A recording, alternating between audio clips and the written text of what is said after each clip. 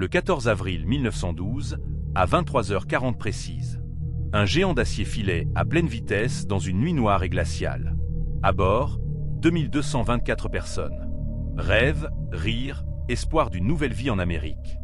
2h40 plus tard, tout était fini. 1517 personnes perdues dans un océan à moins 2 degrés. Des cris qui résonnent dans le vide, puis le silence absolu. Le Titanic. Tout le monde connaît le nom. Mais ce que la plupart ignorent, c'est que ce naufrage n'était pas un simple accident. C'était une catastrophe annoncée. Une chaîne d'erreurs humaines. D'arrogance pure. Et ce soir, des avertissements ignorés aux derniers instants terrifiants. Prépare-toi, parce que cette histoire va te hanter longtemps.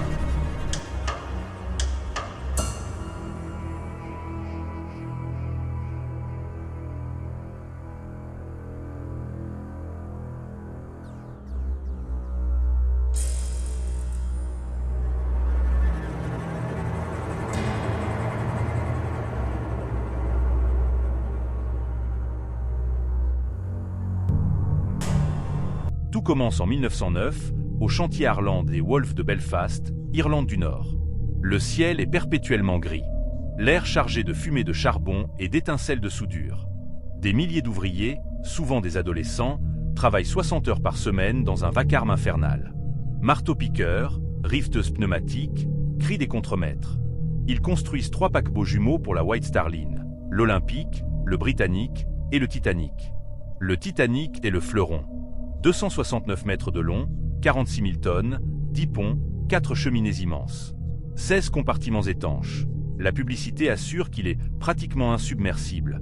Même avec 4 compartiments inondés, il flotte. Mais derrière les chiffres, il y a des compromis. Pour réduire les coûts, on utilise des rivets en acier de qualité inférieure pour la proue et la poupe, plus fragiles que le fer forgé. Les tests d'étanchéité sont limités. La pression commerciale est énorme. La White Star veut écraser la concurrence de la Cunard. Les ouvriers le savent. Certains murmurent que le navire est maudit dès le début.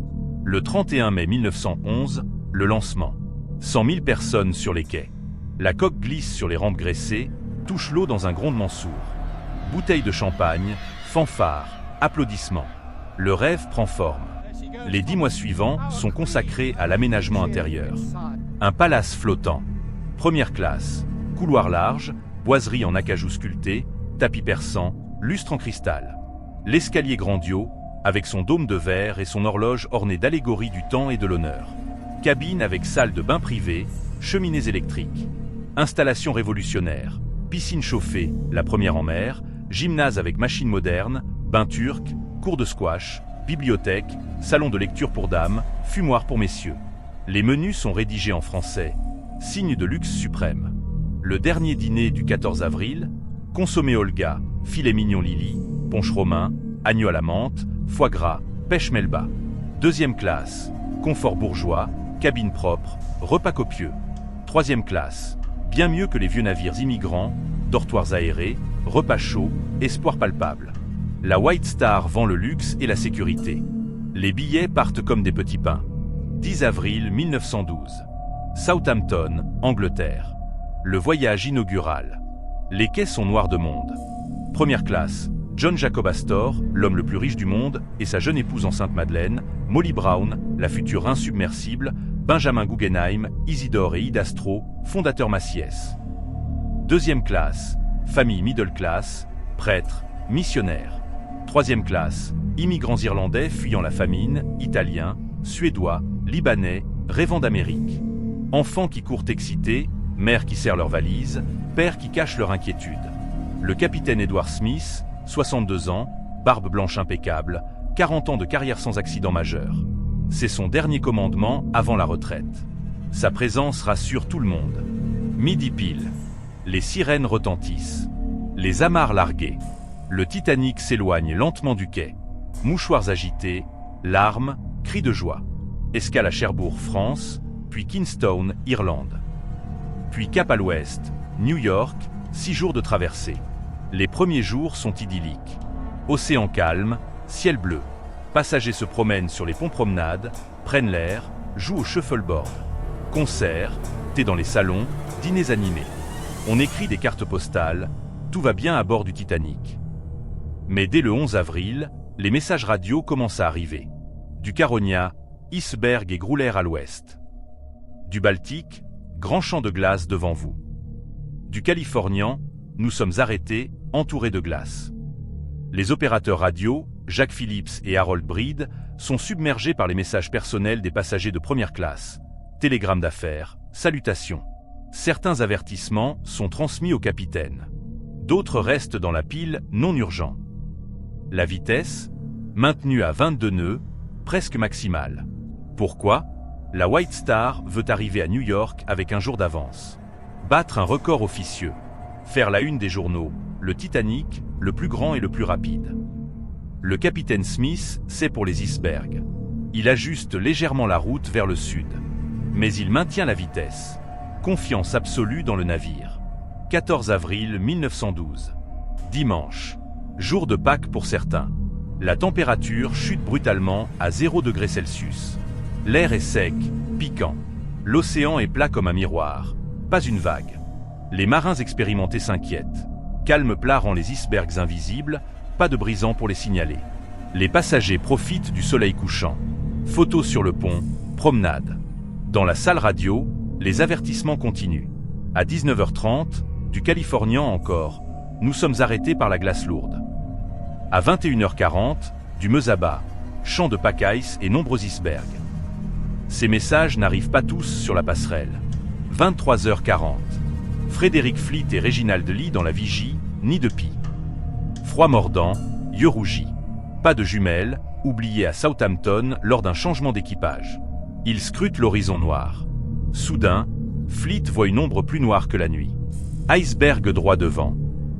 Téléphone à la passerelle. L'officier William Murdoch réagit immédiatement. Barre tout à gauche. Puis, machine arrière toute. Les hélices ralentissent. Le gouvernail tourne. Le Titanic, 46 000 tonnes à 22 nœuds, met du temps à virer. Impact. Un grattement sourd, prolongé, le long de la coque tribord. Comme un couteau géant qui lacère la peau du navire. Durée, 6 secondes. Longueur de la déchirure, 90 mètres. 6 compartiments avant inondés. Un de trop. En surface, beaucoup ne sentent qu'une légère vibration. C'est rien, on a dû frôler un iceberg. En bas, dans les cales, logique la pression énorme. Les pompes démarrent. Le capitaine Smith s'est réveillé. Il monte sur la passerelle. Thomas Andrew, le concepteur du navire, est appelé. Ils descendent inspecter. Andrew calcule froidement. Avec 6 compartiments inondés, le Titanic coulera en moins de 2 heures. Le verdict tombe. Le navire est condamné. Ordre immédiat, préparez les canaux de sauvetage. Mais il y en a 20 seulement. Capacité totale 1178 places. Pour 2224 personnes à bord. Règles maritimes de l'époque. Canaux pour première classe plus marge, pas pour tous. Priorité, femmes et enfants d'abord. Minuit passé. Les passagers sont réveillés doucement. C'est une précaution, habillez-vous chaudement. L'orchestre monte sur le pont et joue des ragtime joyeux pour éviter la panique. Les premiers canaux sont chargés. Canot numéro 7, 28 personnes sur 65 places. Canot numéro 5, 41 sur 65. Les passagers hésitent. Le pont est stable. Il fait froid dehors. Beaucoup refusent de monter dans ces petites embarcations ballottées à 20 mètres au-dessus de l'eau. Molly Brown, dans un canot. Si vous ne ramez pas, je vous tire dessus. Elle avait un revolver. 1 heure. Le gîte devient visible. La proue s'enfonce. La panique commence à monter. En 3e classe, beaucoup sont bloqués par des grilles verrouillées, règles anti-immigration. Des stewards ouvrent enfin. Des familles se séparent. Des hommes aident femmes et enfants à monter. Isidore et Ida Astro refusent de se séparer. Nous avons vécu ensemble, nous mourrons ensemble. Benjamin Guggenheim s'habille en smoking. Nous sommes prêts à mourir en gentlemen. 1h30. Le dernier message radio clair. We are sinking fast. Women and children in boat. Canot last muche longé. Le Californien, à 10 000, voit les fusées de détresse. Mais pense que c'est une fête. Son radio est couché. Le Carpathia répond, mais il est à 58 000, 4 heures de route. 2 heures. La proue est sous l'eau. Les hélices arrière sortent. Les canots restants sont chargés en urgence. Certains basculent. L'orchestre joue toujours. Dernier morceau connu, Near My God to Thee. 2h18. Un craquement assourdissant.